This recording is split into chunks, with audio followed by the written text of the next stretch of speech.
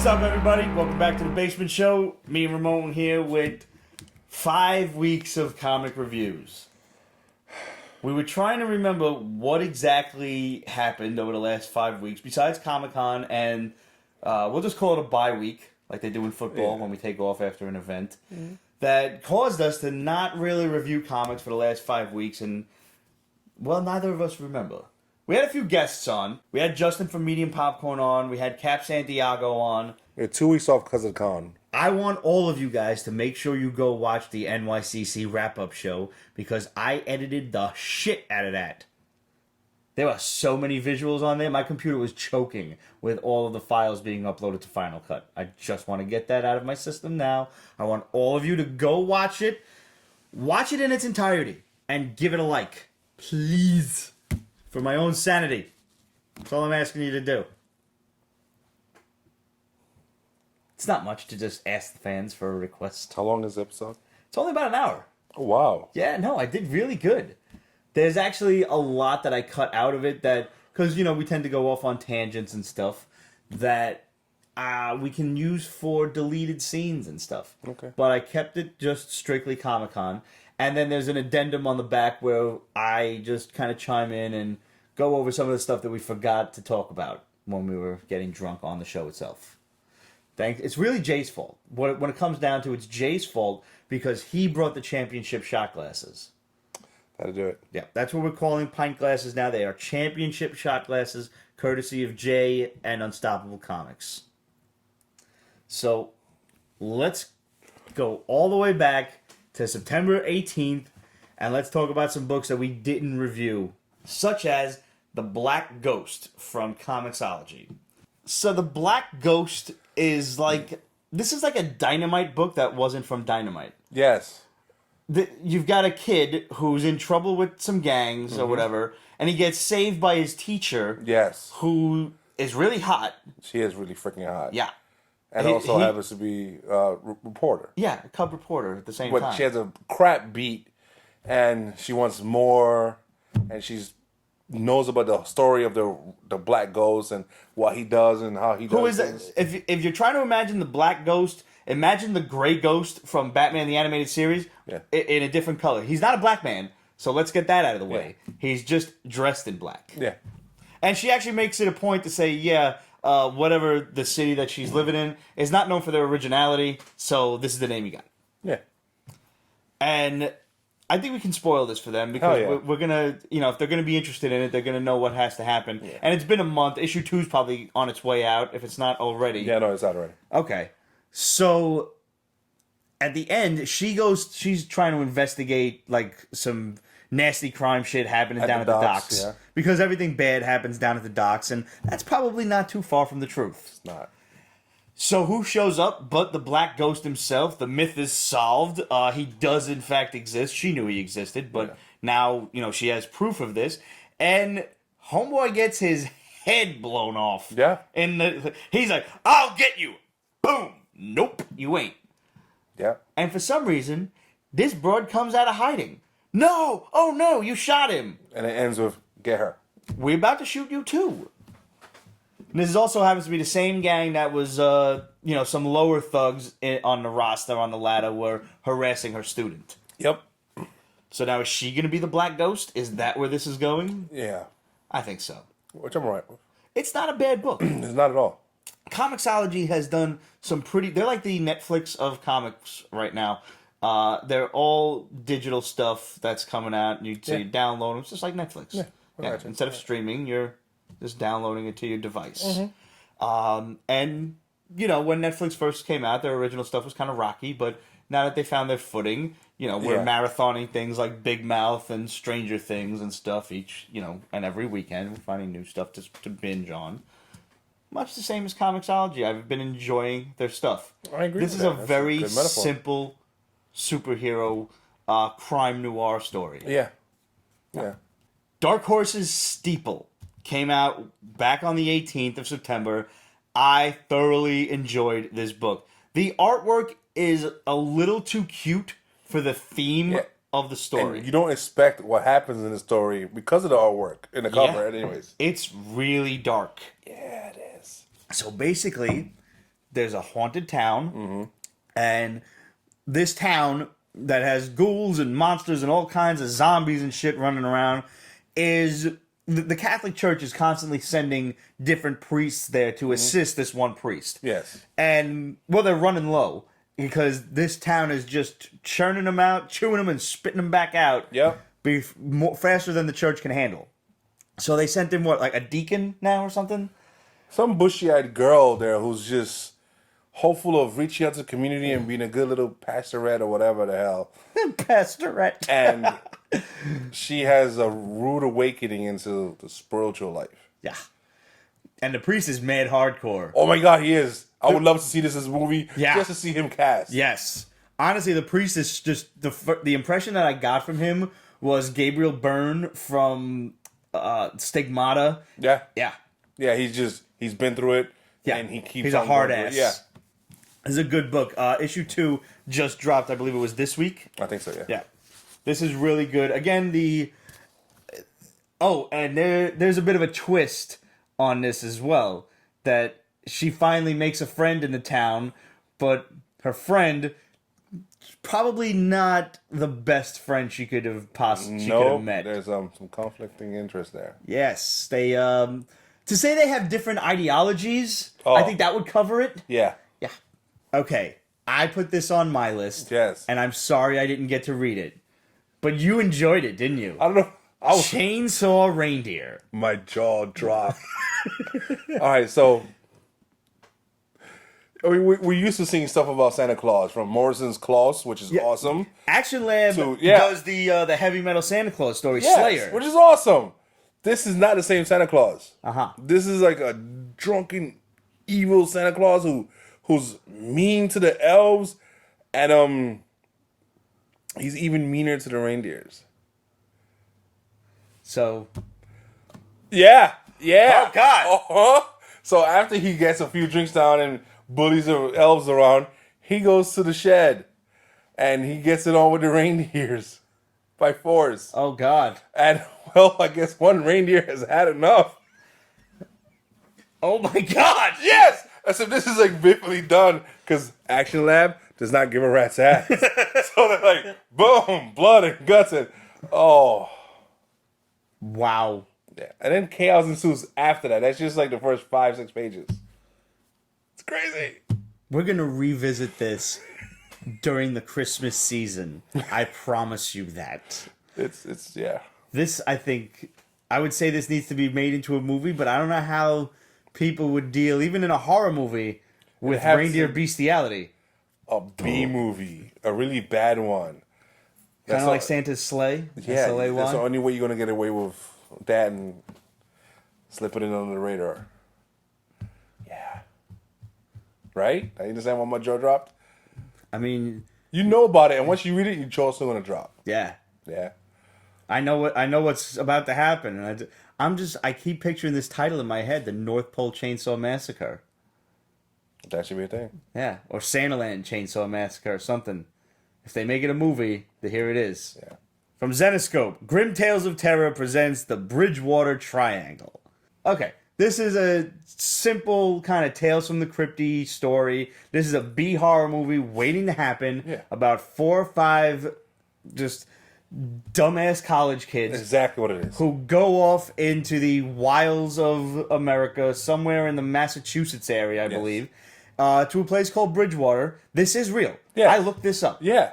That's the thing. This is like very formulaic horror. Grimm Fairy Tales does decent little horrors when it's not connected to the major main Grimm fairy tale stuff. And I like when they do that. And it's simple, formulaic, but it's good. Yep. And then the fact that the Bridgewater Triangle is real, I geeked out over that. You already know I want to go. I'm sure you do. It's not that far away. It's not. Yeah. I'm just thinking about how many Red Sox fans met their end in this place. One can hope. Yeah. I mean, there's like all sorts of crazy ass stories, from UFOs to monsters in the bog to little like native pygmy people and shit. There's all kinds of craziness going on, and it's fucked up how they kill the first couple people. But you can't blame them. No, you can't. They were absolutely. They had it coming. Yes, as most college age kids often do. They do. I just really appreciate a death by quicksand. It's not something you see. Nah, not anymore. I enjoyed this immensely. Good death. Gotta appreciate it. Yeah, and Pete's Basement will in fact be planning a trip to the Bridgewater Triangle in the future. Transformers Galaxies. I bought this book purely because of the Clayton Crane Devastator variant cover. Okay. The regular covers are all boring. Let me put this as succinctly as possible. This is the origin of Devastator in the modern Transformers mythos. Yeah. It's cool. It's cool, but... Did we need it? No. I don't think so. Like, does every Decepticon have to start out as, like, an Autobot that was twisted for whatever reason? I understand why they did it. Because in the original cartoon, there's a lot of controversy, I guess you could say, over what makes up a combiner. And when you hear Devastator talk in the cartoon, his voice is echoed. Yeah. Like, there are 6 different people talking through him. Yeah. So they're trying to kind of canonize what, and not make him a saint or anything, but canonize the idea that this enigma of combination does in fact combine all of the minds of the Transformers involved.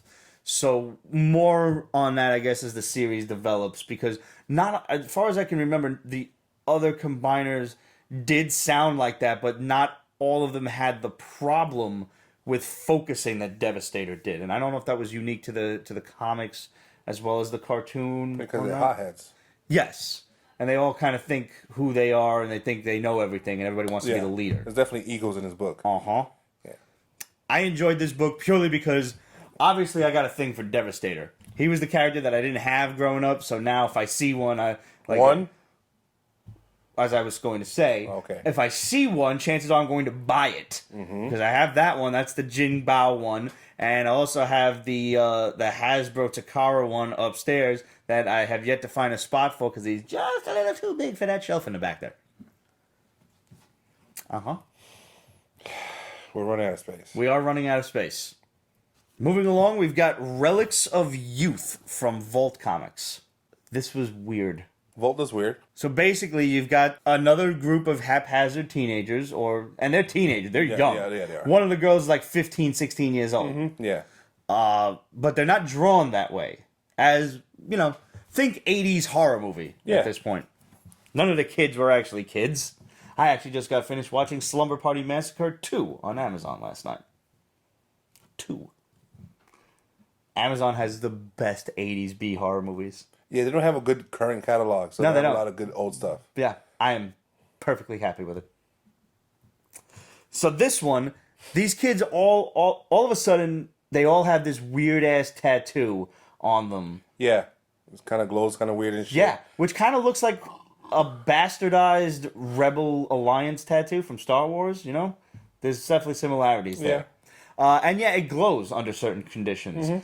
And it's drawing them. They're all getting visions of this weird ass island. Yeah. That they have to go to, and one of the kids just happens to be rich and can get a hold of a yacht and a crew to sail them over there. Yeah.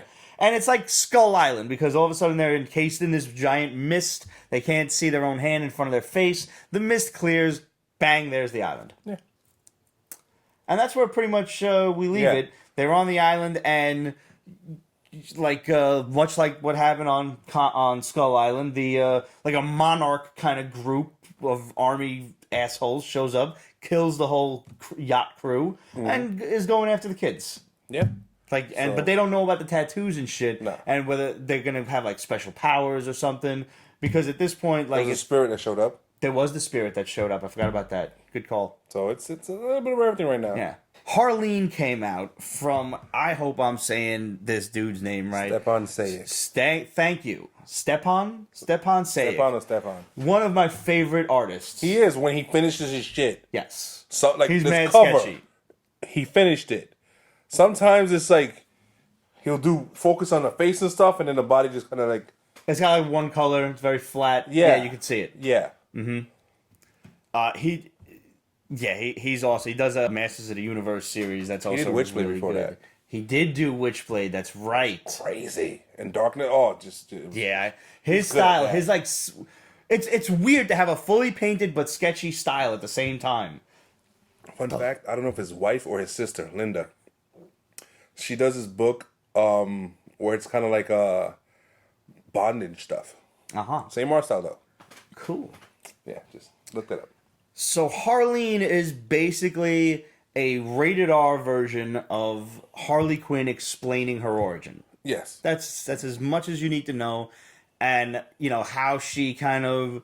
The first issue is how she comes to terms with having to interview the Joker after he pointed a gun in her face and then she was saved by Batman. Yeah. So she's kind of scared shitless of him at this point. But she realizes that in order to get the research to the point where it needs to be, she has no choice but to interview the Joker. After interviewing everybody else at Arkham. Yeah. So she finally does it. And it ends with the iconic, it's like, well, you don't have to call me Joker, just call me Jay. And she's like, okay, Mr. J. Now, here's the thing. This is all from the point of view of Harley. Yeah. So we all got to take this with a grain of salt. First of all, it's Black Label, so it's... I don't know if it's solid canon. Uh-huh. But on top of that, it's from modern Harley, who's a bit of a nut. Right. So she's retelling an old story that may or may not be true. Now, out the following week, also from Black Label, was Joker Harley. This was dope. It was fantastic. Of everything that we've read over the last... I think this is like my book of the episode.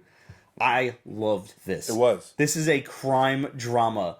Harleen Quinzel is still very much a, criminal psychologist, but now she's being... A profiler. Yes. She's being brought in by the police to look into and help solve the Joker murders. It's Black Label also, but it's more like Black Elseworld label. This could be more of an Elseworlds, but you could see how they could possibly, come together. No, they should leave it alone. Leave it alone? Okay. Yeah, this one is more intense than that one. Oh, hell sure. Yeah. Well, hands down. The art style is two art styles. fucking I think cool. there's two artists in this sucker. Now, but did you notice something that it kind of threw me for a loop? This constantly goes back and forth from the present to modern day. Mm-hmm. The modern day stuff is shown in black and white. Yeah. Whereas the flashbacks are in color. Yeah. And the color is beautiful. Yeah. It makes you want the whole book in color. Mm-hmm. This is such a good book. I'm not spoiling anything else. At this point, I think this is more of a Elseworlds because the impression I'm getting from this book is that they don't even know if the Joker's real. Yeah. He's like a boogeyman, a Gotham City boogeyman. And they haven't even mentioned Batman. I'm trying to remember that. Like they haven't at all, and her name, Harley, is like a bad thing she doesn't like hearing. Yeah, he doesn't like to be called it. So, which I mean, I liked the explanation that the other bitch that she went to school with gave. Yeah. Like everybody calls her Harley because she's good for a ride. Yeah, old men give her a ride. Yeah. Fucked up. I was hoping she would have killed her, but maybe in a future issue she'll come back and fucking just put her head under the mallet. This is really good. Yo, I'm getting this shit from my mother. My mother's gonna love this. I think so. It gives you off the impression from that Gotham PD book that DC did a while ago. I remember we liked that a lot. Gotham Central? Something like that. I forgot what it's called. But it was good. It was just like gritty crime stuff. And because Gotham, it was always gritty, dark crime stuff. Yeah. There's a lot about Gotham City stuff that we're going to get to a little later on. Okay, I didn't get to read this one, but it's got some really cool variant covers. Everything nowadays has variant covers. Not There's a all lot good. of them. Year of the Villain, The Joker, written by John Carpenter. Yes. How insane could this possibly be? It's from the point of view from his sidekick. Which sidekick? A sidekick. Not like a sidekick, like a superhero. Like Bob the Goon kind of? One of his goons, yes. Okay. Exactly what it is. His goon is a little different. I think he has like depression or some issue. Anyways. And he's survives after this crazy event where it's just him and Joker. So they're in the Lambs together. And mind you, if you work for the Joker, you just know he's crazy. Yeah. So you walk on eggshells around him. And especially you're the only one there. Yeah. You're the only one he can kill. Mm-hmm. So he's going around doing this with the Joker and that with the Joker. And after a while, the Joker decides, you know what? Let's be superheroes. So he's wearing the Adam West Batman suit while his Bob the Goon is Robin, basically. Robin. That's yes, and sick. it's all over the place, and at one point it becomes a conflict between the two. You want to spoil it? Yeah, go for it. And he's choking the shit out of the Joker. He's just choking him, and then and he tells him, "Don't stop." And he stops. He's like, "What the hell?" No. So he grabs a crowbar and starts whacking the crap out of him, and then he just stops and just runs away like a joke, laughing. Yeah, that's how it ended. Because these are just one shots. Because you're the film thing. It was a good story. Let's touch on some Marvel comics. We have a new Ghost Rider series out. Yeah. Is it good? I didn't get to read this, but I've heard good things. It's not jump on friendly. Ugh. All right, Johnny Blaze is the ruler of hell. Mm-hmm. Somehow that happened. Okay, whatever. Do my boy Mephisto dirty. Whatever. So he's busy doing that and closing portals to Earth. Where does it pick up on? Because I remember at the end of the last Ghost Rider series, he became the king of hell. But that was like the Dan Ketch 90s series, wasn't it? Well, I don't know. This is Johnny Blaze. Dan Ketch is in this, though. Okay. He goes to the bar where Dan Ketch runs and stuff like that, and they're there, and they try to do some good together, but Dan Ketch is like, no, I don't want to, no, part of this life. We all know he's going to get That's usually famous last words. Yeah. So they're working on that. There's some demons that have escaped, and I think there was another Ghost Rider spirit somewhere else. All along I'm reading this, and I'm like, who asked for this? I want to see a Ghost Rider movie done right. Right. I have yet to see the Nicolas Cage ones. You never saw them? Never saw them. No, Pete. Come on. No. I refuse to support trash. I've heard it's trash. It is. See, there you go. Maybe if it's on TNT one night, I might watch it. There's only one scene you need to watch, and that's the ride through the desert with him and the cowboy Ghost Rider. See, It's fucking. It's less than a minute. Cool, fun soundtrack to that part. It's great. And the rest is garbage. Yeah. No. The rest is god awful. They call the villain Mephistopheles, for God's sakes, which is his original like Greek name. Yeah. Yeah. I think it had something to do with the rights of Mephisto. Yeah, who owns it and stuff like that. Uh-huh. But that was not nearly as bad as Blackheart. I heard about that too. Yeah. Yeah, no. Remember what Blackheart looked like in the comics? Uh-huh. Looks nothing like that anymore. Really? He was the weird guy filming the plastic bag from American Beauty. Uh-huh. Fun fact, he looks exactly the same, because he was weird in that movie too. See, I'm glad you just gotta miss some movies. Yeah, I'm not seeing that. I gotta see if I can YouTube the pissing fire scene for you. Next. Okay, also from Comixology, we have Forgotten Home. This was a strange book. You've basically got a cop who is investigating random disappearances. Turns out she can use magic. I don't know how I felt about that part. What? I thought it was just going to be like a cool crime horror story. No. And then they throw magic into the mix. Like she's in the disappeared girl's home and she's searching around. And she's like, oh, no, there was definitely magic at work here. And as the story unfolds, you find out that people from wherever the fuck she's from are the ones kidnapping people, kidnapping kids for the most part, to serve in their army or something? Something like that, yeah. Yeah. They're from some other plane of existence, her and her daughter. This reminds me a lot of DC's Amethyst. I never read that one. Okay. Different world, magical, came over here to get away from that world. Uh-huh. That's pretty much it. See, what it reminded me of was Dynamite's The Dresden Files. Ooh. Those were actually really good books. Steph Penny got me into those. Why is that not a TV series? Yeah, it was. It was, and TV series? Yeah, I think it was just so low balls, budget. right? It just didn't. They didn't put enough into it. Netflix. Yeah, this would make a fucking not this. Dresden would make an awesome, dark as fuck Netflix series because there are so many teeny bopper, fucking supernatural nonsense on Netflix right now. Yeah. Anyway, this was an interesting book. I like it. I don't know, like the whole other world thing. There's a promise of bigger realm and more richer story. Yeah. If you start thinking of it as a fantasy type of thing. I read another book. Bookie Wook? Or No, not a bookie book. I haven't read one of those in years. and it was an indie title too, about this other family that was here from another world, that they were also running from a wicked queen but this was more of a Dungeons and Dragons-y world. So they had magic. That was from Dark Horse. Yeah. And there was a mall and shit like that, and then they teleported over and stuff like that. Yeah. Yes. I forgot the name of it. That was a good book, though. I enjoyed the shit out of that more than I did this. Yes. This isn't bad, though, but it's very reminiscent. It just started out too much as a small-town sheriff crime drama. Yes. And then the magic came, and it was like... Yeah, I think it took that left turn in Albuquerque, and I wasn't expecting it. Like, I would have been cool with the magic if it was just small hints of it, not like full-blown different dimension. Mm-hmm. Okay, I got you. Okay, I enjoyed this one. This was almost my book of the episode until I got to the Joker Harley story. Dead Eyes. So now imagine you have a hired assassin who's kind of... He's a Deadpool-esque character, yes. I guess, but serious, not a dickhead, not a sarcastic asshole. Who he kills both good guys, bad guys, whoever he's contracted for, but he's also got a conscience. Yeah.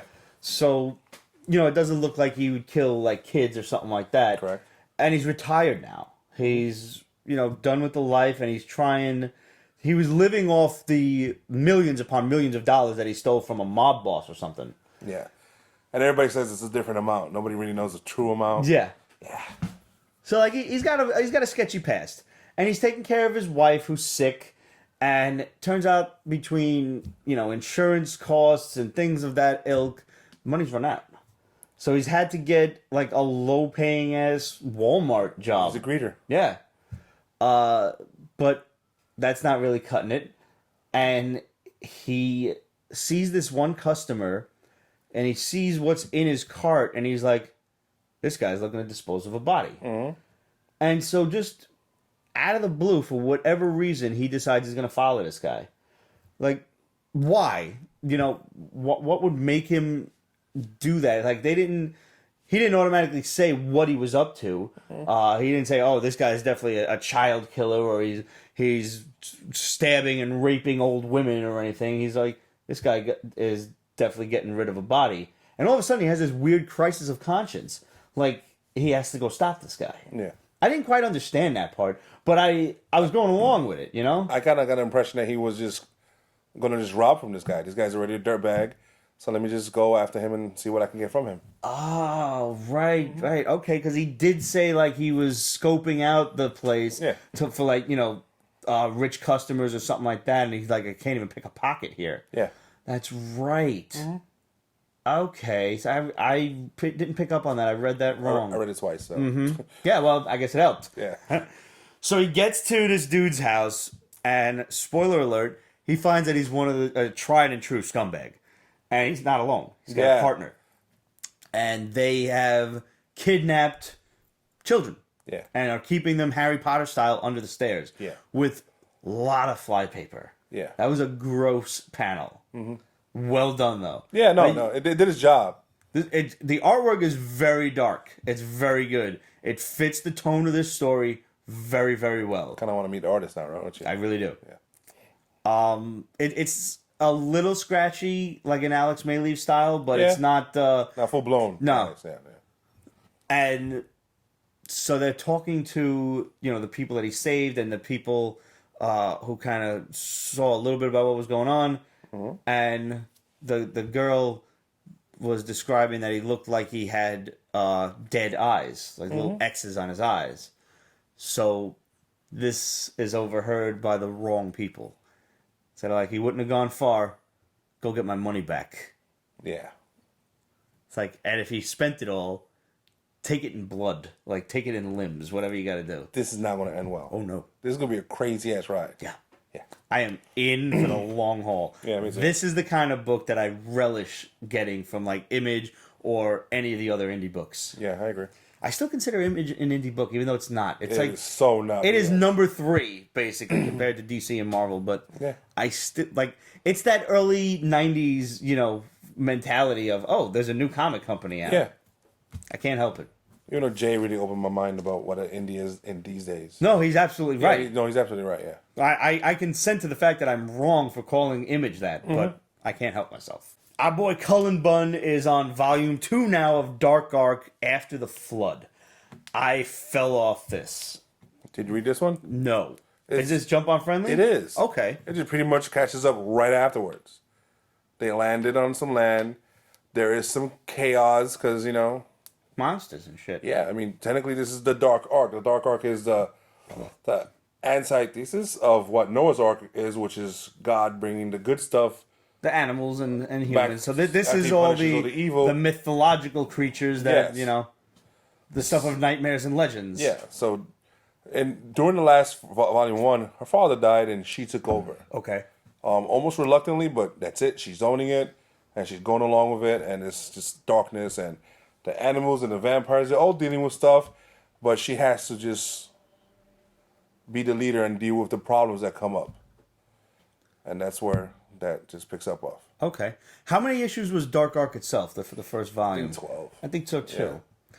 And we actually have a great interview with Cullen from New York Comic Con, so be on the lookout for that real soon. Oh, shit. Oh boy, my favorite book. Haha. Okay.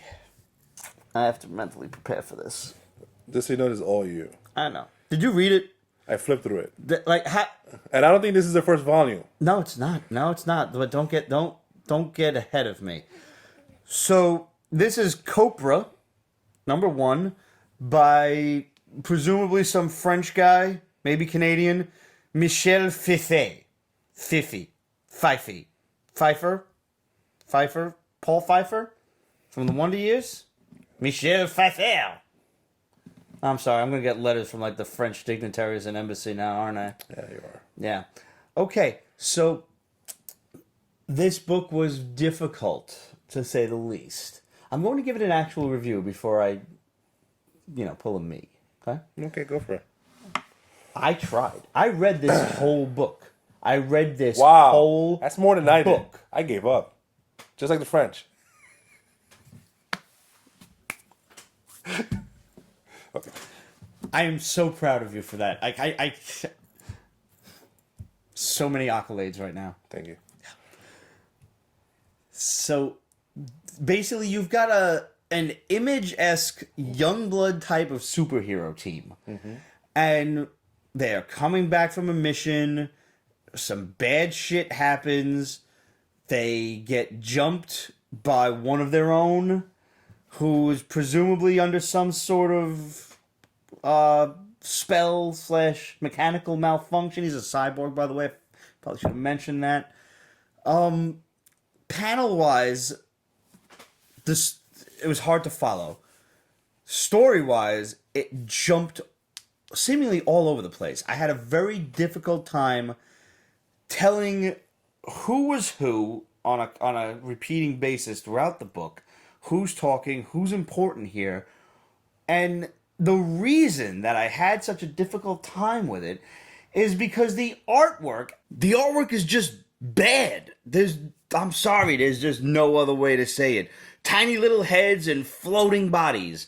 And what I mean by floating bodies is when the character you're drawing doesn't actually look like they're part of the background that they're supposed to be in. It looks like they're floating on top of it. Like where you get Spider-Man sitting on a building ledge, these guys look like they're just kind of floating on top of the floor. And it takes the viewer out of the scenario. It takes the reader out of the book. This isn't the first book. I'm like, wow, this is really fucking hard to follow. What the fuck is going on here? I don't understand anything. These characters are acting like they know each other already. This is volume motherfucking 6. Are you kidding me? 1, 2, 3, 4, 5, 6. 6. How does this guy keep getting published? Is he doing it himself? Does he have a big enough family that they buy all of his shit? Is this it? Is he the black sheep at the family reunion that they're like, oh, Michelle did another book? Oh. He was in New York Comic Con. I'm glad I didn't know that. Listen, he looks like a really nice guy, but he should get a desk job somewhere. Damn. Wishing a desktop to an artist is like, I don't know why. How much more you can insult an artist.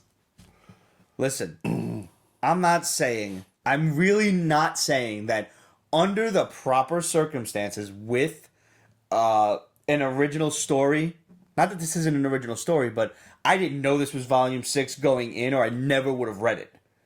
So, with a new story, let's say, and someone who can draw, like Rob Liefeld, for example.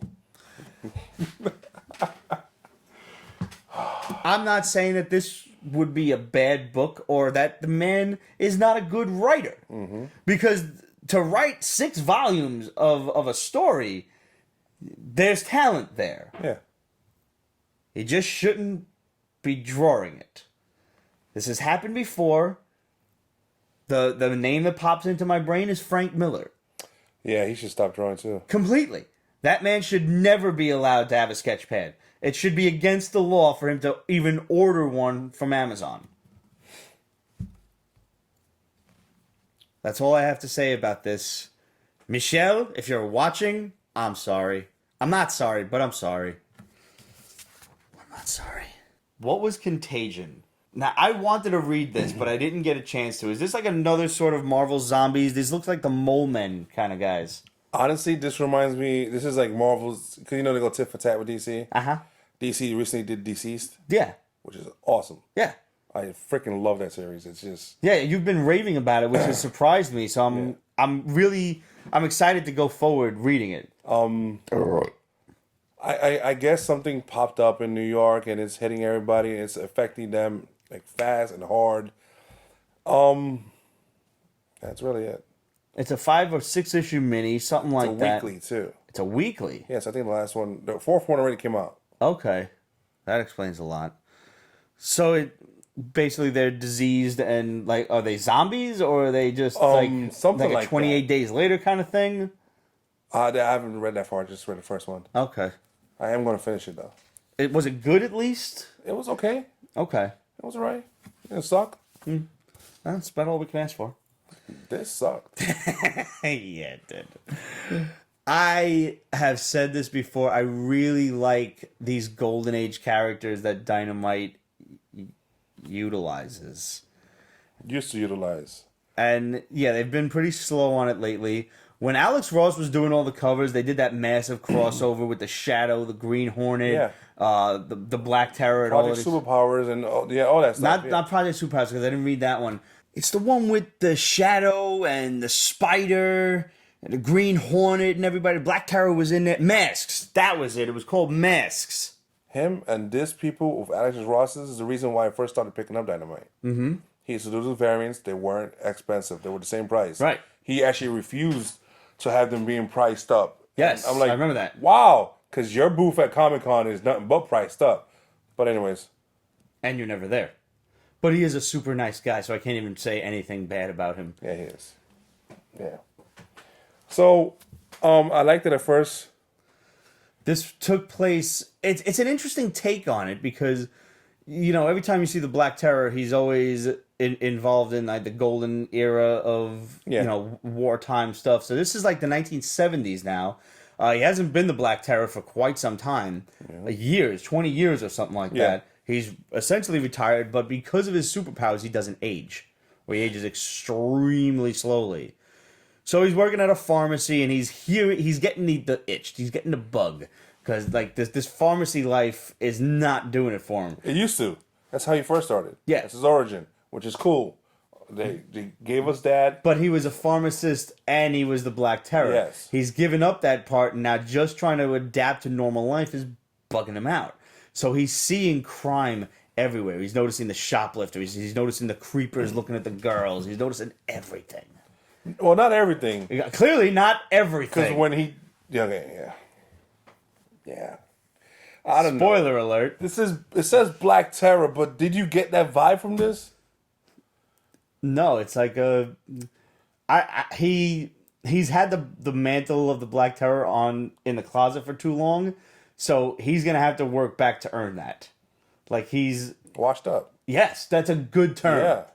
I was gonna say an amateur all over again, but that's exactly what washed up is. Good answer. And clearly he's off his game because he did not notice that the granddaughter of his archest of arch enemies, the devil, the Black Devil or something, whatever this guy was called from the Golden Age, is his assistant at the pharmacy. Yeah. And she knows all about him. And she's like flirting with him to keep him occupied. Mm-hmm. And she's like, oh, you want to take me for coffee? And she's like, so you really had to go and put the suit back on? He's like, well, what do you mean? It's like, are you really going to pretend you're not the Black Terror? It's like, we know everything. Here's who we are. We're like, my grandfather bought up shares in businesses. So not only is he still the villain, but he's rich and he's untouchable. Yeah, no, they took over. They won. Yeah. That's essentially what she said to him. Yeah. We won. So give up now. Go back to being a pharmacist. No one's going to bother you. No one cares. You're useless. And of course he doesn't. This is... I don't know where I stand with this book. Because I like these Golden Age characters. And I want to like them, you know? I want to like the book. Like... Death Defying Devil? Yes. That at least was a modern take. I don't know how I feel about these 1970s characters. Yeah. Or at least the timeline, that is. I don't know. I'll probably give it a rule of 3 on this, see where it goes. I'm doing the same thing with Devil. You know, see what happens. This is a cool book out of Boom Studios, Strange Skies Over Berlin. Let's take you back to the 80s. We've got the Berlin Wall. Cold War. The heart of it, the heat of it.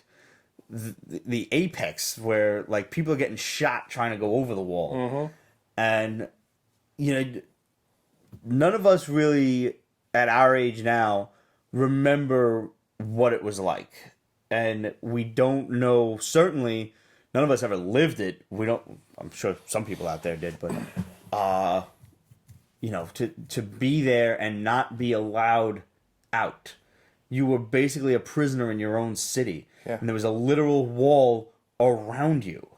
And you couldn't trust your friends. No. You don't know who's working for what. And who might rat you out just for, you know, maybe an extra loaf of bread or something. Uh-huh. Shit was tough, man. And it sucked. And all of a sudden, this fucking sky lights up, meteor crashes, and who the fuck knows what's going on now? So they gotta have this guy who usually smuggles people out of East Berlin to infiltrate the Russian, like, I don't know, base where whatever the fuck crashed is being kept. Yeah. They did a good job of it, too. Yes. I was expecting something, but I got more than I was expecting. Uh-huh. I don't want to spoil this one, but some fucky shit happens. And this guy definitely bit off more than he can chew on this case, because now what happens, and it looks like some shit out of, like, Lovecraft or something. I don't know. The whole building is under quarantine. Yeah. And this guy, who is essentially a spy, when you're a spy, any spy movie you've ever watched, what is the objective? Get in, find out, get out. He can't get out now. So your cover is bound to be blown the longer you're stuck in there. Especially who's he stuck there with. Who he's stuck there with is like this police detective who is gunning for him and has been gunning for him. He knows who he is. So all he's really got to do is get a beat on him and look at him for a long period of time. It's a wrap. Yep. It's got an interesting art style. It's also very dark and noir kind of thing, so it matches the tone of the story.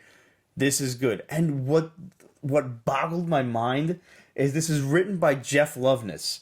Now, the name probably won't sound familiar to a lot of you, but I raved about Jeff when he was writing a couple of Spider-Man minis. He's hilarious. And he's doing this. And he's doing this. Wow. I don't know a lot about what the man has done, but I know from what I know of him, like this was a dude that he was taking over the Spidey minis in a time when Dan Slott was writing them. And you know how I feel about that. No. I'll remind you if you need. Okay, no, okay. He put the jokes and the quips back into Spidey. That was like I mean, we're going back to like a David Michelini era. Like Spidey was funny for just these few sparse issues. So to see him writing something like this, I'm already excited just to see if this is out of his wheelhouse or not.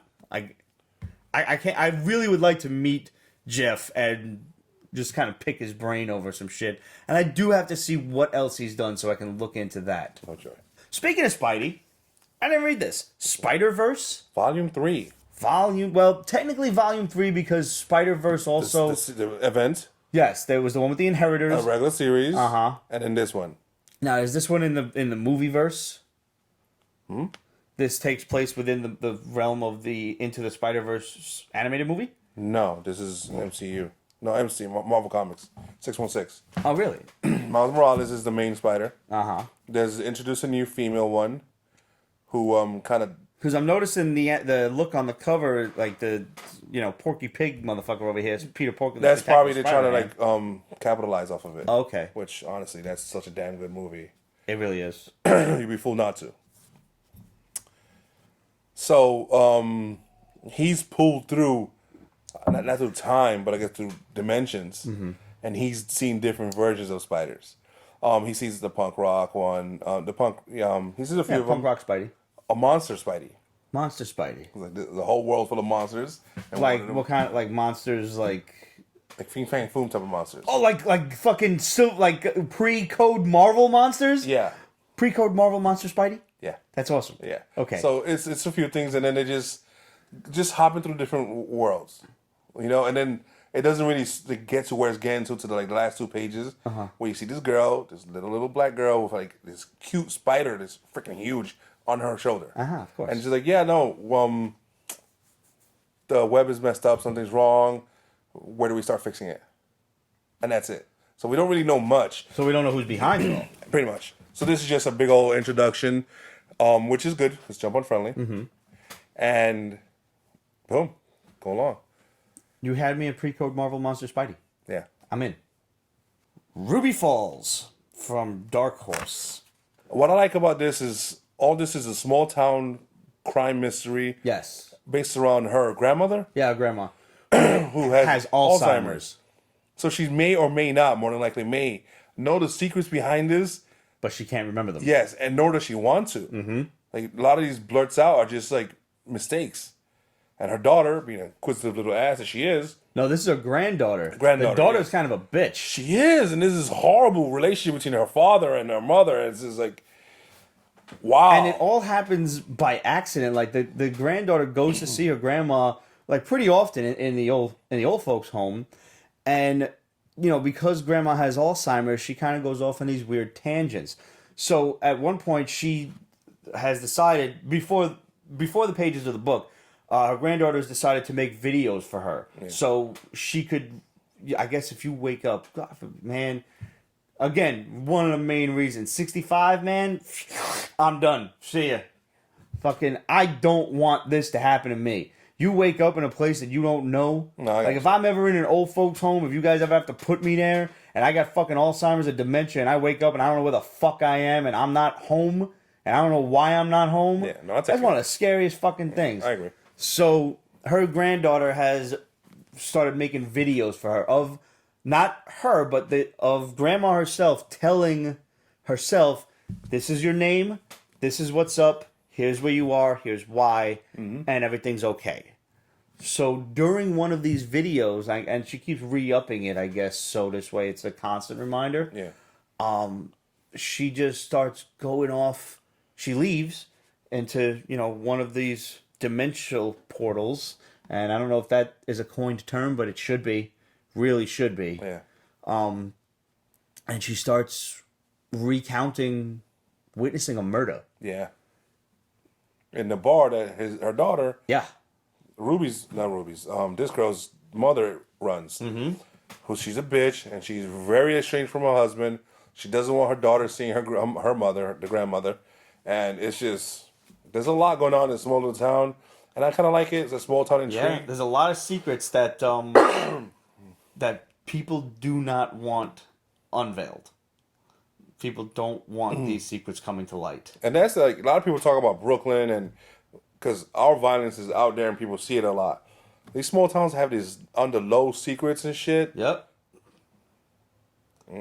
I enjoyed this. I'm gonna stick around. So did I. I like, and see now this is what I was looking for from the other one with the kids getting kidnapped. No magic, just straight up crime, fucked upness. The other one is good for me only because there's a hope that it builds into something fantasy, some big fantastic world. Mm-hmm. Even though I think the start was a little misleading, a little bit. Agreed. Quarter Killer from Comixology. Did you read this? I did.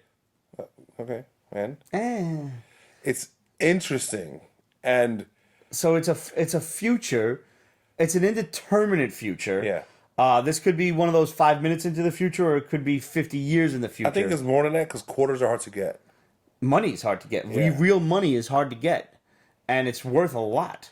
And this girl's running around with a couple of quarters that the guy said, like, if anybody found you with those, like, they like skin you alive for them. Mm-hmm, yeah. And all they are is a couple of quarters to play some arcade games. Yeah. So for whatever reason, her dad disappears. Mm-hmm. So she is told to go and see this other dude who runs an arcade. So she travels across town with her little stuffed animal and finds the guy. Mm-hmm. And he finds out who she is, who's been taken, who's missing. And she says, "My dad told me to find you." And he's like, "Okay." She says, "Here, this." He said, "This will be payment." Okay. So you got this guy, like, it. The artwork style is interesting. It's almost graffiti style. Yes, it is. And which doesn't really translate for comics. It doesn't. In my opinion. No. It's hard to panel this and to make it readable. That was the problem. Like, I had a bit of a time following along. But you're right, the story is interesting because it turns out that the girl and her father are both essentially in witness protection. Yeah. They, they didn't turn states or anything, but they quit the life. He quit the life part for of her. This guy, yeah. Yeah. They're all part of a crew. Mm-hmm. And they did something, and after that he was done, and the guy was like, okay. So something really stupid must have happened for him to screw up so bad that he went back to the guy who got him out of the life to go rescue his ass. Mm-hmm. And by him rescuing his ass, he kind of started something. Right. And it happens to be his brother. Mm-hmm. Yeah. Yep. Yeah. I like the aspect of the old school video games thrown into this. Uh-huh. It's interesting. I don't know how long I'm going to stick around for it, but I'm going to try 3 issues and see what's up.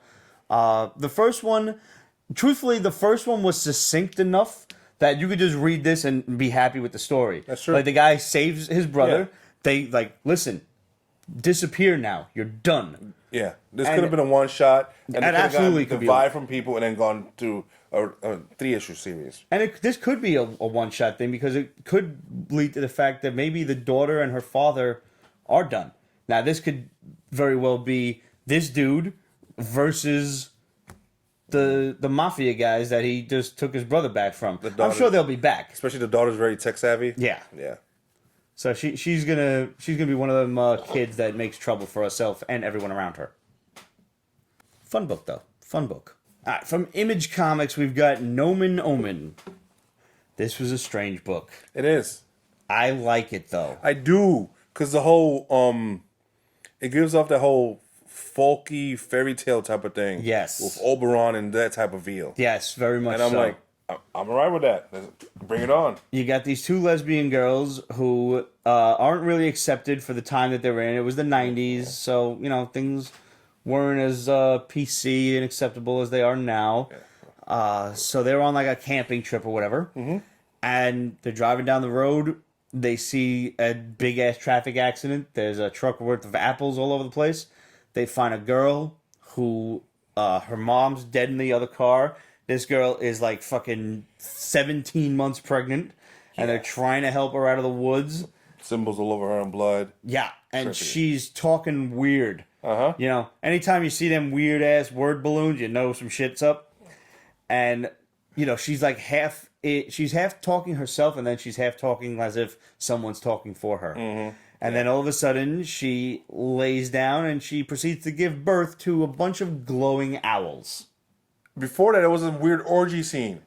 There was weird glowing. Yeah. Oh, I orgy forgot things. about that. See, my brain blocked that part out. Yeah, and then it led to the couple of owls, and then That's right. She was like, "Oh, let me."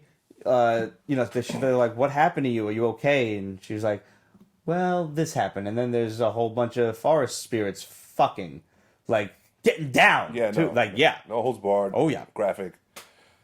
NC-17 for sure. Yeah, Yeah.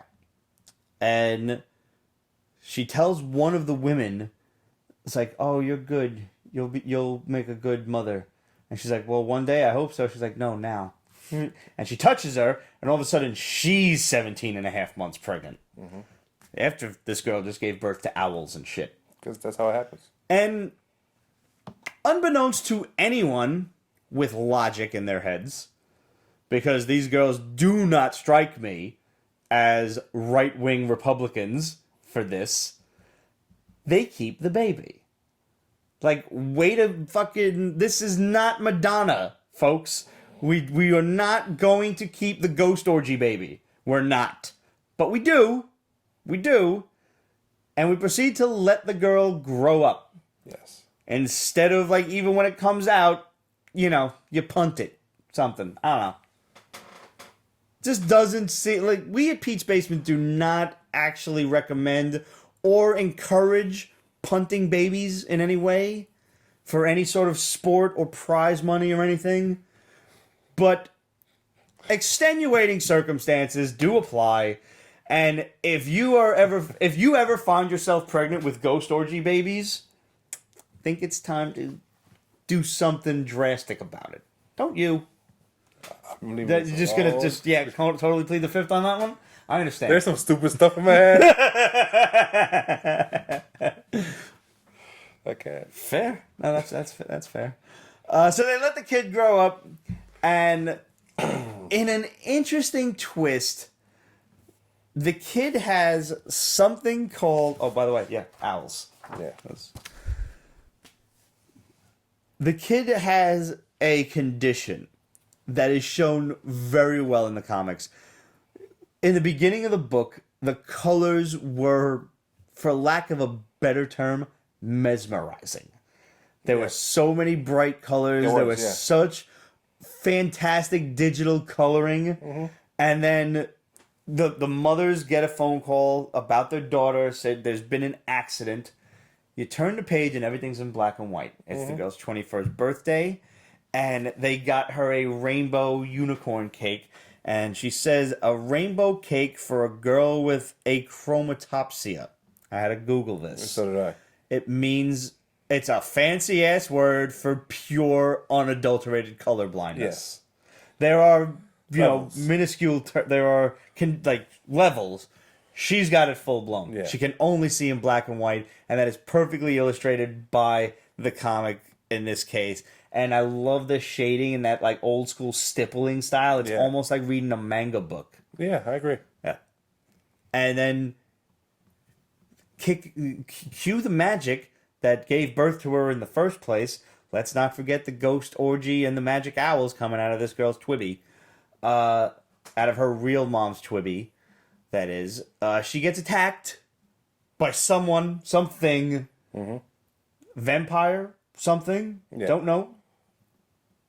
Rips her heart out. Leaves her for dead. End of the book. Could very well be the end of the story. The whole thing, done. But it's not. It's not. It's probably not going to be. She'll probably be the star of the book and will somehow come back to life. But it's going to be a difficult sell since, to reiterate, she got her fucking heart ripped out. It happens. Not that he broke up with her. He literally punched through her chest while holding her by the neck against the wall and ripped her heart out. Possibly while it was still beating. Like we would all love to do to our enemies. Yes. Still not coming with me on that? No, I agree with that one. Okay. I enjoyed this a lot. I did too. Yeah. I'm definitely sticking around. This is so weird that you have to read the next book because you can't be left like this in the dark. And I thought after the Magic Order, because you don't know how sexy that book was. I cannot wait for that TV show. I thought I'd be like a little about magic because, but between this, Boom's Once and Future. Oh, man. God, I love that book so Knight's Temporal. Yes, there's just some really good magic stuff out there, and I'm just like happy. Yeah, a lot of good stuff out there right now. And then there's the big two. So it's like, yeah. But speaking of magic, we have Doctor Doom issue 1. With no magic in it. With no magic in it. No. See, sometimes they forget that Doctor Doom is the second in line for Sorcerer Supreme. Yeah, I know. They totally... I don't like when they overlook that.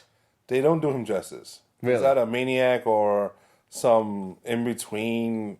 Oh, you mean in general, not in this particular book. In this book, he's just him. They're doing something in the moon. He's like, no, it's a bad idea. Everybody's like, whatever, you're Dr. Doom. So you're a bad guy. We can't possibly trust you. Yeah. Even though you're a brilliant-ass scientist and a wizard and a tech junkie. So something happens. That place blows up. Supposedly this came from Latveria. And really quick, because several thousand people died. They attack Latveria. Like Union Jack, the closest heroes, they're ready to first. Europe, right? Yeah, come in and they're fighting. And is Excalibur in this? No. Okay. And yeah, he's horrendous. Does he kick all their asses? No, he doesn't fight. He holds his own. Like, he doesn't let them kick his ass. But he won't fight back? Yeah. Because he's innocent. Yeah. And he doesn't want... I'm not going to fall into this thing where you think I'm some evil dick-ass tyrant, which he kind of sort of is. Right. Marvel needs to decide what he is. Well, his people love him. Yes, that's like one of the things I've always admired about Doom is he's not a tyrant. He's kind of a dick to the rest of the world. Yeah.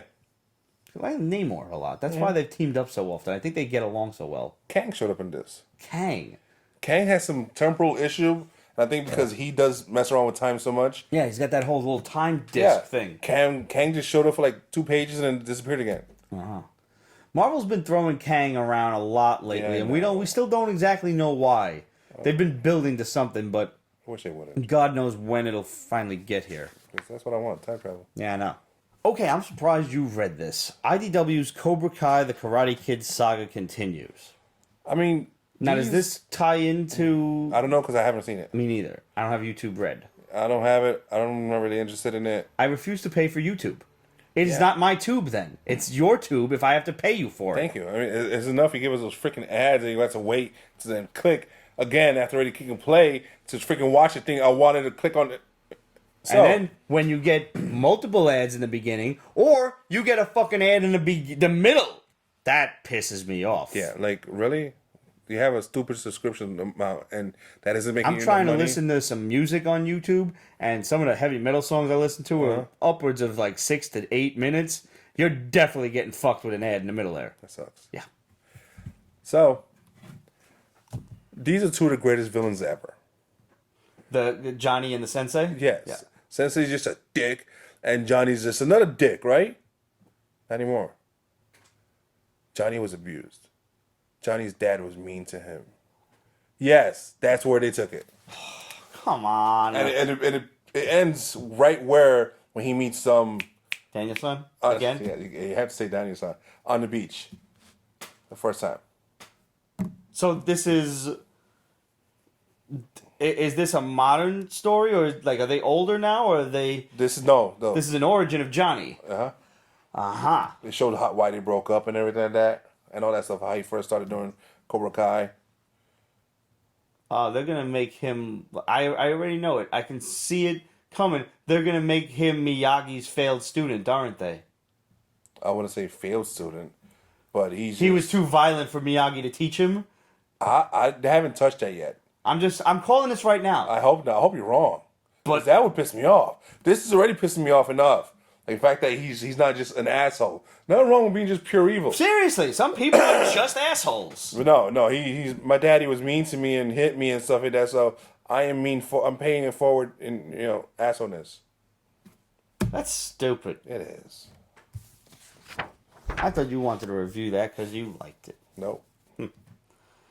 Lion Forges at the End of Your Tether. This is an interesting book. We've got life on an army base. And the mom's in the army. Mom's badass. Mom's fucking badass. Mom's like a boxer. And I like the way they drew her. They drew her feminine but jacked. Yeah. Yeah. Like a normal size She-Hulk, if you will. Yeah. So the kid's growing up on the army base. Life's a little tough. Meets this nice girl. They've been hanging out since they're kids. Now they get chummy, whatever. More than chummy. And then the kid has to move away. The mom's going to a different base. But now the time comes when they're moving back to their original army base. Life has gotten a little tough. The dad's motorcycle shop has been forced to kind of close down because, well, nobody's really buying motorcycles, I guess. So they're on their way back to home base, and the mother says, well, why don't you call your friend? You know, why don't you call the girl? I forget her name. Oni, something like that. I know he hit it. He definitely hit it. Yeah. I mean, they show it. Like, you know, they're doing, like, they're playing out like they have a radio station and everything. And, you know, she's like, so do we let our listeners know what we're doing, or do we let the song play? So it's like, you know, good for him. Yeah. She's drawn cute. So he calls her. Calls her at home. Now, this is taking place in the 80s and 90s because there's cassette tapes running all over the place. There's no cell phones. So he calls her at home, and she answers. This is key. And he says, hey, I just want to let you know I'm going to be in town tomorrow. So I guess it should be stated that the kid has a little bit of violence at school. Like, the other kids are fucking mean to him and shit. Yeah. But it doesn't seem like it's going to play a lot into the story, at least involving those kids anymore. It's just it's just showing another reason why they had to leave where they were. So they're on their way back, calls his ex-girlfriend, says, I'm going to be in town tomorrow. I'd love to see you. She's all excited. He's excited. Hey, great. Maybe this move is turning out way better than I thought it would. And it's building up to something, and you don't really know what. You're expecting the girl to be married for whatever reason. The age gap, like maybe they're 18, maybe they're like seniors in high school, whatever. Maybe she could be married, maybe she's got a boyfriend, whatever. What you don't expect is that he gets to the house and he rings the doorbell, and her dad comes to the door, and he's like, oh my God, you know, it's you, whatever the kid's name is. We'll call him Johnny, for lack of a better term. Yeah. Everybody's named Johnny. And he was like, oh, hey, I'm here to see your daughter. And he cracks him in the face. Yeah. Outright. And then he's like, oh my God, I lost myself in the moment. And the father was so overcome by emotion that he smacked him in the face because he thinks the kid's lying to him. Because his daughter disappeared 2 weeks ago. But how is this possible if he called the house and he talked to her? The night before. So who or what was he talking to? I'm not getting a supernatural feel here. I'm getting this girl happened to be back home to answer the phone. Maybe I don't know if she was kidnapped or she left or she's living in the walls. I don't know, you know? You hear a lot about that shit. Yeah, Families move into houses and there's like a squatter up in the attic that like crawls around in the fucking interior of the walls and shit. There are horror movies devoted to that genre. And you've seen so many of them. I've seen a few. Not on purpose, but like that's... People on the stairs? Yes, I remember People on the Stairs. That was a weird one. It was. That was not this, though. So either way, this girl's not living home. Nobody knows where she is. So now it's this kid's job to find her. It's not a bad book. No, it's not. And all the while, like, this kid's being driven crazy. He's at the end of his ropes, at the end of his tether. You know, between all the bad shit that's happening, this girl was going to be the one, you know, highlight for him. And, well, it didn't happen. All right. The Batman's Grave. Now, this is written by Warren Ellis, so that's why I wanted to take a look at this, but I didn't get a chance to. Was it good? That? It's him. Ellis can be talky. It's a little talky, not much. I don't know what it's getting to, because it's almost like he solved it already. There's a murder that happens, and he looks into it, and it's pretty much like he solved it already. Well, it's 12 fucking issues, so couldn't be solved quite yet. Yeah, I don't see myself getting issue 2 and 3. Really? Yeah. Huh. And I mean, it's Brian Hitch. How's the artwork inside? Is he phoning it in, or? No, I mean, I've never been an ecstatic fan of his, but he's not making me hurl. Okay. So this is just like a murder that... So far, that's what it is. Even though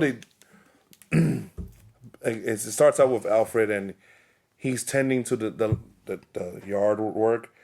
How does one man take care of all of Wayne Manor? I still don't understand that shit. Anyways, so he's tending to the yard, where there's Martha and Thomas and another one for Bruce. Uh-huh. I guess they bought one and had all three of them already set up for them. That is morbid. Could also be the numerous times he's died. No, they didn't touch on that yet. Okay. Thank God. Thank God. And so they're touching on that, and that's obviously the titles of Batman's Grave. Right. Okay. So this guy dies, and he's looking into it, and it turns out he's not dead. He's underneath his fold-out sofa and alive, and it's just... I don't understand where it's going, and I don't know if I care enough. Huh. There's too much bat stuff going on, so it's like... There's a lot of bat shit going Yes. on, not for nothing. We're going to get to one more later on. Aftershocks, Shoplifters will be liquidated. This was weird. This This is like was so weird. a mall cop who acts like Judge Dredd. Wow. You just broke it the fuck down. That's it. That is it. But the guy's like, he's like, the way that that higher up dude is talking, like the mall It's almost like executive. he's programmed. Yes. Like he's been either hypnotized or something because he keeps repeating his like fucking prime directives. Yep. Yeah, it's like Judge Dredd RoboCop as a mall cop. That's exactly what it is. And like the mall reminds me of that book, I think it's from Dark Horse, Everything. Okay. Where this particular mall has everything. It's like Yeah, it one does. big ass BJ store. Yeah. And you know, they don't want any bad press. So anytime this guy has to take somebody down, they'll like seize cell phones, and all of a sudden you get a brand new cell phone. Mm-hmm. And at this point, like the owner of the whole mall he got some bad news. He's getting a divorce from his wife, so he goes into the sporting goods department to buy a gun, presumably to either kill a lot of people or use on himself. Either way, this is something that you don't want to happen in the mall. Yeah. So they send Super Cop after him, and first he's smacking cell phones out of people's hands, and then like once he realizes like don't give him the gun, he has to go and knock out the fucking CEO, and that's when people start they start destroying cell phones and like, all right, attention shoppers, we have free cell phones over in aisle 7200, whatever. Yeah. I'm gonna stick around with this purely because it's Aftershock. Yeah. Like, I trust Aftershock enough To give him 3 issues. Tell me a good story. Yeah. The first one doesn't have me on the hook, but it's weird enough that I'm like, the fuck is going to be in issue 2? I agree. Especially that weird basement thing. Yeah. Oh, shit, I forgot about that. Yeah. Yeah, he's like chasing a shoplifter into a store. The guy disappears. He finds a secret hatch, like a trap door, follows it X amount of stories down into the basement of the mall, where it literally opens up to this underground city. And hence the Mega City 1 type of... Yeah, you're right. The and he ends up Judge with a gun Dredd too. thing. Yeah, I was like, yeah. And he's like, they are existing based solely on stolen goods from the mall. Food and TVs and electricity and power generators. They stole all of this from the mall. And for that, I'm going to kill every last man, woman, and child in the city. So he's nuts. We might have been looking at the villain of the book the entire time. It's possible. That's true. I'll be right with that. Hence why I'm going to stick around for this. All right, from Vault Comics, we have Cult Classic Creature Feature. This was so up my alley. This is everything about a B-horror movie. It was good. Yeah. This is Tales from the Crypt. This is Creep Show. This is a B-horror movie printed on the page. Gross. You've got a bunch of little kids. Not little kids. Like preteen, 11, 10, 11, 12-year-old, 13-year-olds, whatever. And they're going to a sleepover. And the one kid's kind of a herb. And they're like, oh, who the fuck invited you? The one girl's a total bitch. And it's her house. She's a major bitch. Yeah. She like smacks over the board game. It's like, it's only fun if I'm winning. So we're like, screw this. We're all going to the woods. So they go to the woods, as kids are so stupid to do. And they encounter these slug things all along like the shore of a pond or a lake. And like, oh, that's gross. There's so many of them. And then out of the bog comes this giant creature that you saw in the beginning pages, landed there 65 plus million years ago at the time of the dinosaurs. It was the meteor that killed the dinosaurs. Dinosaurs. And before they run into that slug monster, bitchy girl gets too close to one slug. Oh, that's right. It went down her throat like something out of Slither.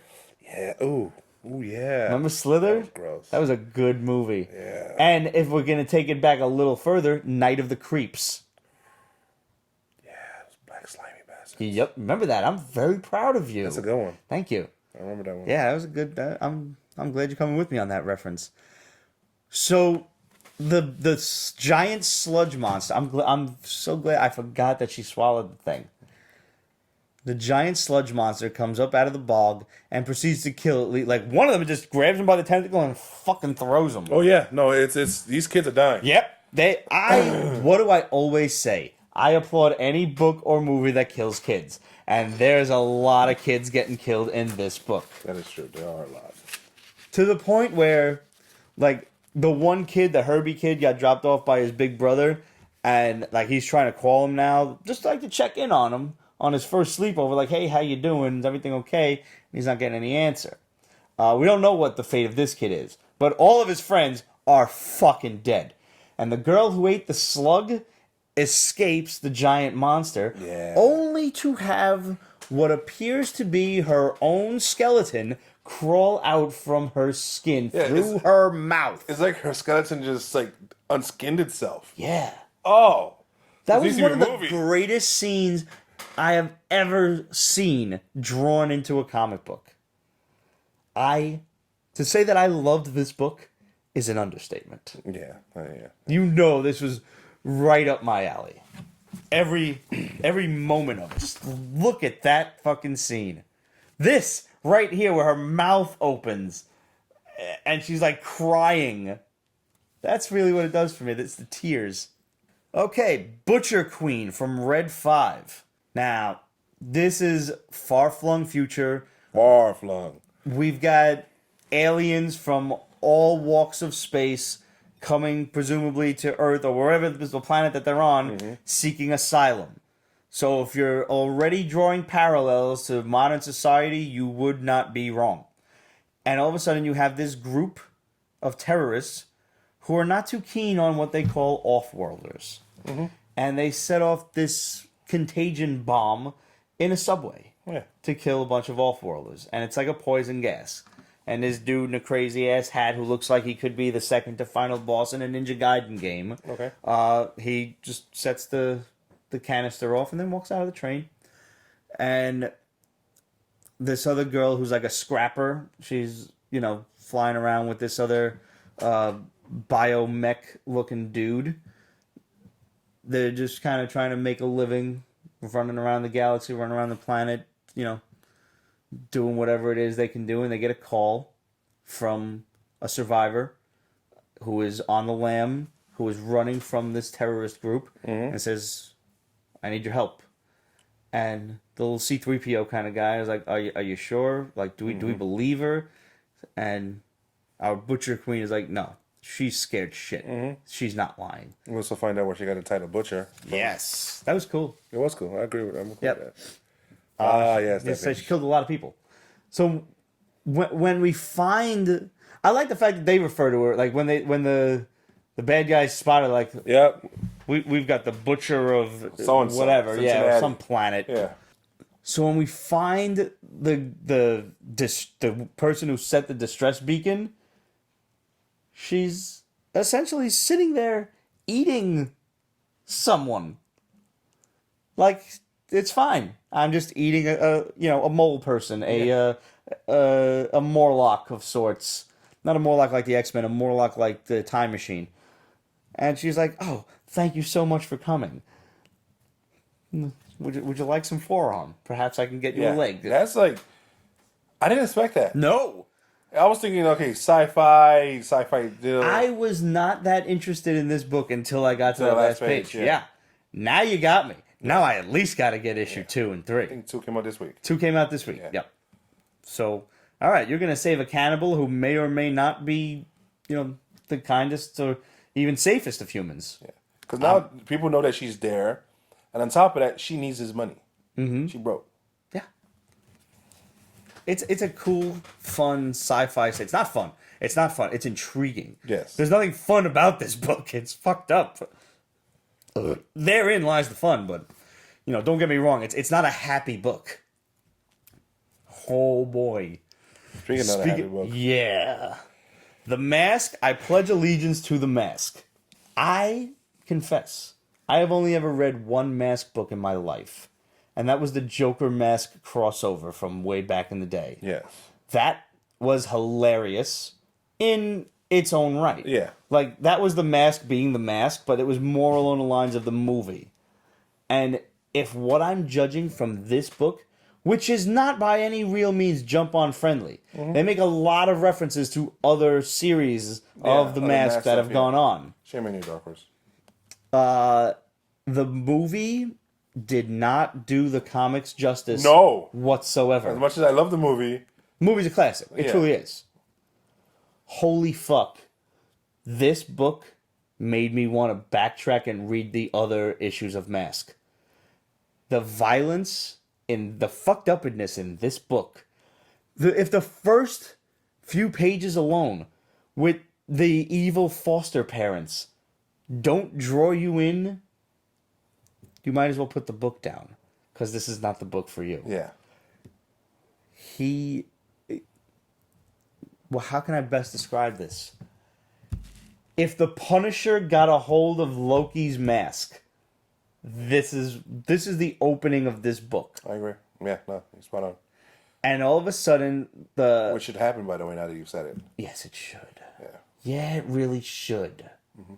Especially now that they're doing like Punisher Kill Crew now. We could get away with a Punisher mask crossover. Yeah, Green Skull on his chest. Yeah. Oh, man. Mm-hmm. Why aren't you listening to us, Marvel/Dark Horse? So whoever was using the mask in the beginning of the book throws it away. Yeah. Because that seems to be the case. Like, you're fed up with the curse and the draw of it. But apparently the mask does have a draw. Because it's reaching out to all the people who held it beforehand. And it's calling to them. But it's found by someone new, it seems. A presidential candidate. Or at this point, a mayoral candidate. Some who's candidate then for something, going to go for president afterward. Yeah. Like, this one election will then lead to the White House later on. And the idea here is he's going to... I started reading a little bit about what the book is going to entail. It's going to be essentially the Mask going after corrupt political candidates. Draw your own parallels however you want. I don't give a fuck. Yeah. This is one bit of politics that I will allow in my funny books for now. I'm with this. I loved it. I want to read more Mask. I had no idea that the Mask was like this. Yeah, me neither. It's not jump on friendly. You can read it, but there are characters and things mentioned, events that have taken place before that may make it a little difficult to process. But it's so good. The Marked. I didn't get a chance to read this one. This girl is covered in tattoos. Oh, that's the thing. That's where her powers come from. Tattoos. Okay. Do they come to life or some shit? Kind of, sorta. Like they, everybody has a spirit animal. They say. Mm-hmm. So they all have one particular tattoo that screams them. They get it done, and then they have to learn how to use their powers. And powers is pretty much whatever they tattoo on themselves. Mm-hmm. Which technically there was a mutant like that. Yeah, it sounds. He did the Phoenix patch on his eye, and that was a bit too much. Anyways, they overpowered him way too fast, and they don't use them anymore because that's what Marvel does. This is interesting because it's like a coven. Not that they're very witchy, but that's just their sect, and they do their own thing. There's a history in this where they were more involved, and there was like 3 groups, and artifacts, and the government got all the artifacts after World War II, and the 3 groups no longer deal with each other. They left it with the government because the government don't know what they're doing. So they let them hold on to something because they're not gonna fuck it up because they don't know how to start fucking it up. One of the girls is a bit more adventurous and should be, so she decides to start tattooing other students prematurely, which it's a required skill. You shouldn't do it yourself. Your master should. Right. It's like a purple belt giving you a black belt. No, stop. Pump your brakes. Right? Yeah. I was gonna make some kind of analogy about a belt test. So I'm glad you went there. So this happens there. they're kicked out. That one girl's kicked out, and lo and behold, one of the other groups recruits her, and chaos is to follow. Okay. Good book? I think so, yeah. Cool. Next up is Action Lab's Killswitch. So, in a far-flung future, you have people who can see the future. Minority Report. They're called augurs. And these augurs are brought in by the government to basically report on the future, and what they do with that information is not clear. In Minority Report, they stopped crimes before they happen. That could be happening, but it looks like this one dude, this doctor, is using it for his own means. And you are encouraged to report if your friend or family member is an augur. And they make these augurs out to seem like they're monsters, beasts, devil worshippers. They're shunned by society. Yep. And this one girl who is like a super cop, like a hero of the armed forces, who is an augur hunter and everything, she turned in her own brother. And she's like looked at as a hero, except by augurs, of course. She's the bitch who turned in her brother. Yeah. But she's never really met or had any kind of contact with them before until now. So when she does, she realizes, oh, they're just people. Like, you know, it's like you and me. That there's nothing weird or different or, you know, evil about you. And one of the augurs, gets pushed beyond his limits in order for this one scientist to learn something about his wife or his daughter. Some warning about missing. Yeah. And it's all personal. It's not even like it benefits society, or at least so it seems now. And this guy gets pushed to his limit and he dies. Yeah. But he saw it all coming. So how fucked up is that? And he tells the rest of his crew that, you know, kind of in darkness look to the light sort of thing. And this girl has a badge that looks like a sunbeam on her uniform. So he's trying to let them know that you have to follow her. She's gonna help you with her reputation. Right. You don't think she's gonna help you, but in the end she does. Like, she realizes very quickly within the pages of the first book that I've lived a lie. Oops, I shouldn't have turned my brother in. These people are okay. I have to help them. Eventually you're going to find out what happened to her brother and the guilt that she's dealing with, because, you know, that's going to be part of the story. Right. Now the question is, do I give a shit about any of these people? Nope. Nope. Not at all. I saw Minority Report. It was okay. I don't need it. It's not a bad book. It's just not mine. Yeah. It's not my kind of book. I agree. It was, however, pretty well drawn for the most it was. Part. The tech suits are cool. The backgrounds are cool. Yeah. Yep. Yeah. If you're into, like you said, Minority Report, Blade Runner kind of things, you're gonna like this book. I liked this book. You did? I did. Tales from the Dark Multiverse, Knightfall. This is essentially a big ass what if from the Dark Multiverse. Yeah, it is. Yep. Yeah. And I like where they're going with this. Which is what the whole Dark Multiverse is. Essentially, yeah. Dark what ifs. And now we're looking at what ifs on top of what ifs. So we're finding worlds in the Dark Multiverse that are mirrors of our own, you know, fabled DC stories. This one is Knightfall. We all remember Knightfall when Bane broke Batman's back, Jean-Paul Valley took over, and then when Batman came back after months and months and months of training, he beat Bane, and then he had to beat Jean-Paul Valley to regain the mantle of the Bat, because Jean-Paul had gone a little fucking insane. Just a little bit. Yep. Actually, I think Jean-Paul beat Bane, and then he had to beat... He did beat the crap out of Bane. Yeah. And then I think he still did fight Batman. Yeah. So now in this one, all of that still happened, except instead of Batman defeating Jean-Paul, Azrael beat Batman. And took over not only the mantle of the Bat as Saint Batman, but he also resurrected the Church of Saint Dumas, and he's got, you know, he's got Firefly. I think that was Firefly. He has somebody called Cardinal. He's got positions in the church, Cardinal and Deacon or something. Yeah. And they're just like fucking murderers, all in the name of Saint Dumas and Saint Batman. But the fucked upest thing is he is still looking for Bruce Wayne's approval all these years later. After what he does to him. And he's got him essentially as a torso and a head, and the head is detached from the torso. The head's on a mechanical fucking mechanism. You can see thing. half the head is glass. It's like, He cut off limb after limb after limb every year, probably assuming starting with fingers, wrists, hand, every year when Bruce would not approve of what he's doing as Batman. Until finally, Bruce was rescued by the son of Bane and is that Lady Shiva, I think? I think so. And they're meant to usurp Jean-Paul Valley as Batman. So they plug Bruce in with some bat nanites that turn him into this weird living mist of a Batman. Which we didn't get enough of. We did not. We did not, and that kind of sucks. I don't want to spoil the ending of this. No. But let's bear one thing in mind. This is a what if, which usually ends badly for those involved. But now you're talking about a what if in the dark multiverse, which already ends badly for those involved. Mm-hmm. So now, this is not two negatives making a positive. This book does not have a happy ending. I fully suggest you read it. I didn't expect it. I didn't fucking expect it. Because we got sucked into the hole. This is the good guy's going to come out. The good guy's going to win. This dark multiverse. This is very much the dark multiverse. Mm-hmm. I loved it. And I am really looking forward to the death of Superman. That's the next one. Ooh. Yeah.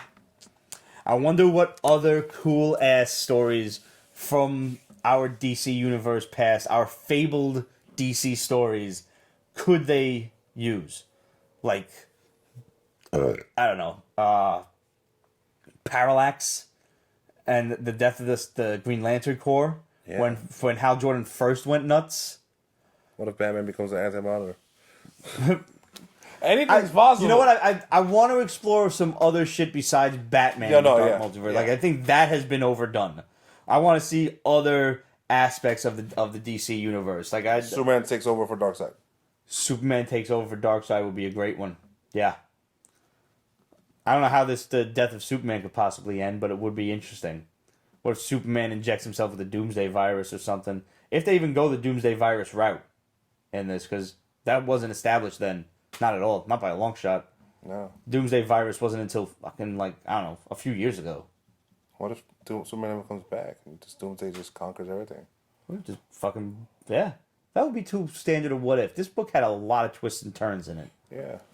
This was like a twist on a twist on a twist. Either way, I'm excited. What DC stories out there do you want to see fucked up and twisted by the Dark Multiverse? Hit us up, questions@petesbasement.com, and we'll check them out and we'll read them when we review Superman, the death of Superman in the Dark Multiverse. Yeah. All right. Superman smashes the Klan. What? That's it in a nutshell. That's it. You don't need to review this book. This is Superman taking on the Ku Klux Klan? Yes. That is essentially it? Yes. I asked you what books do you want to make sure that I don't take off, and you said that one. Yes. It is a lengthy book. It is. But you can see the cover says the art. It's simple. The dialogue is not complicated. Okay. So it is a fast read, even though it's a lengthy book. It's what, 3 Is it like is it a kids-esque story or is it okay? It's kid friendly, and it's not just a stereotypical. Because I mean, the artwork looks very kid friendly. Yeah, it's not stereotypical. The Klan, Superman, and some black people. There are black people in it, but there's also the Asian twist to it. Japanese are after the war. Well, yeah, everybody doesn't realize the Klan hates everybody. Yeah, so it was. They hate Italians too. That was yeah. Italians were lynched and stuff like that. Yeah. Anyways, it's just a good book, good Superman book. This is pre whatever Superman where he doesn't fly. He leaps or runs really fast. So this is like Golden Age Superman. Yeah, hence the suit and stuff. Oh wow! Yeah. Okay, that's a cool idea. Yeah. I mean, Lois is in it, Jimmy Olsen's in it, but he doesn't annoy me in this book yet. I like it. I like it a lot. All right, cool. Very interesting. I like the aspect of it being a Golden Age Superman. So it sets like the time period too, essentially. Mm-hmm. And last but not least, we have the conclusion of the Island of Dr. Moreau, just with issue 2 from IDW. That's my only complaint. 22 issues. Yo, I could have read another 3 out of this. I really could have. I felt that the ending kind of, especially the fast forward portion, arrived out of nowhere. Yeah. I would have liked to see what happened in between there. I'm curious. I'm almost interested in buying the book. Like the actual book. Yeah. You know what? I realized I never saw the movie. I'm afraid to I see never the saw movie. either one of the movies. Because I like this so much. Mm-hmm. I'm afraid to like the movie or shit on it. Yeah. So I'm like... I don't think I remember hearing good things about the movie. I mean, it was 90s style graphics. And it's Marlon Brando. Yeah. When he was like nutty Marlon Brando. No, yeah, like towards the end of his life. Yeah, so it's like, I don't know if I want to see it. Okay, wait, the Marlon Brando one was the new one then? I think so, yeah. So maybe I'm wrong then. It's Maybe probably there classic. wasn't an This old book is 100 years old and then I know. Yeah. So I could have sworn that there was an older movie and that was a remake. I don't know now. Probably was. I'm gonna have to see if I can Netflix that because I'm like the guy with the DVD collection still. I still get the DVDs in the mail. What I loved about this also reminded me of the time Batman did this. What you talking about, Willis? Batman the animated series. They did an episode. Yes, Tiger. Yeah. Some good shit. I never put that together that it was an Island of Dr. Moreau thing. You're right. I remembered. I was like, okay, wait, yeah, this is based on something, isn't it? This is a good episode, okay. And then I'm like, I heard about that and Dr. Moreau. I was like, oh, that's what that episode was about. Right. You know why that pisses me off? Why? Because of the poem.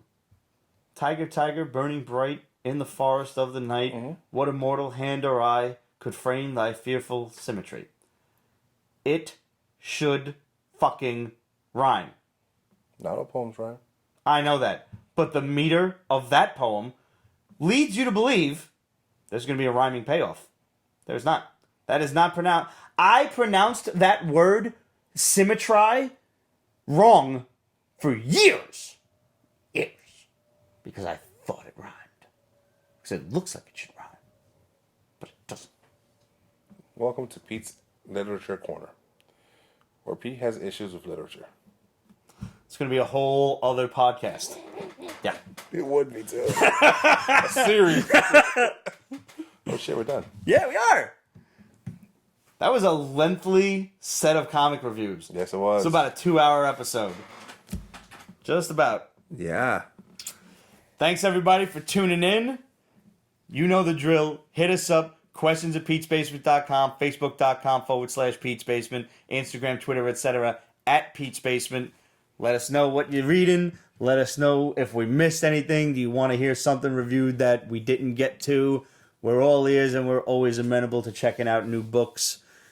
You want a nifty Pete's Basement shirt? You want a cool Breaking Nerd News t-shirt? Head on over to represent.com/store/Pete's Basement. We got PB shirts, hoodies. We got Breaking Nerd News shirts and hoodies. We still got tank tops for those of us still holding on to the last vestiges of summer. We got Rick Sellis shirts, and we got Pete's Basement charity shirts that 100% of the proceeds go to those respective charities. Remember, if you do get a shirt, send us a photo so we can show you off on the show. Yep. I want to thank all of our patrons. You guys and gals are absolutely fantastic. By the way, I am proud to say that all of the owed prizes for Patreon went out last week. Wow, look at you. I am getting on point. I'm getting there, man. Slowly but surely.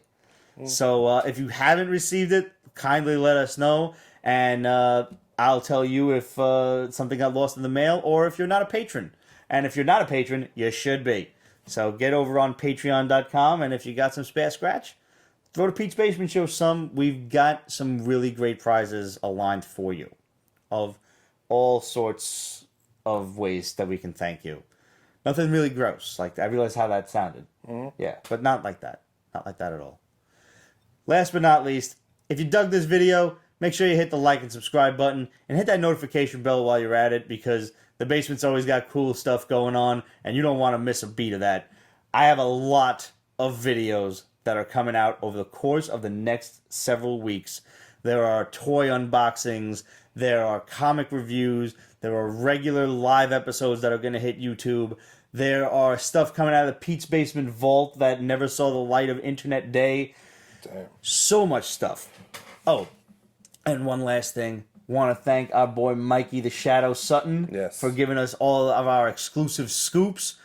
We have a Pete's Basement Spider-Man Multiverse scoop up right now that is getting a lot of love from everybody. So hopefully you caught that. It is part 2 of a 4-part YouTube Mikey-verse Marvel, a YouTube team-up, a Mikey team-up of sorts. Seriously. Strip Marvel, Pete's Basement, $3 Theater, and Lords of the Long Box. Make sure you check all of those videos out. Drop a like, drop a comment, and hell, even if you don't like the video and you're like, you guys are nuts, how could you possibly believe this drivel? We still want to hear from you. Yeah. There's a lot of comments on there. I'm not reading all of those on the show, but we do read them all. Yes, we do. And occasionally we even manage to reply. So we're always hearing from you. We always love hearing from you. And that about does it. Cuz, thanks for coming. We're all caught up, and we will see you next week. Salud.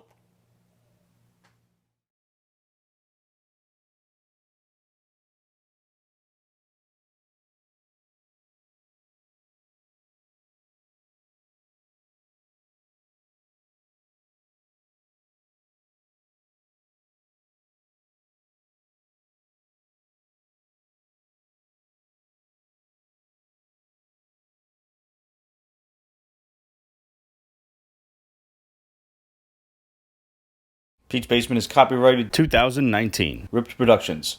All rights reserved, so go fuck yourself.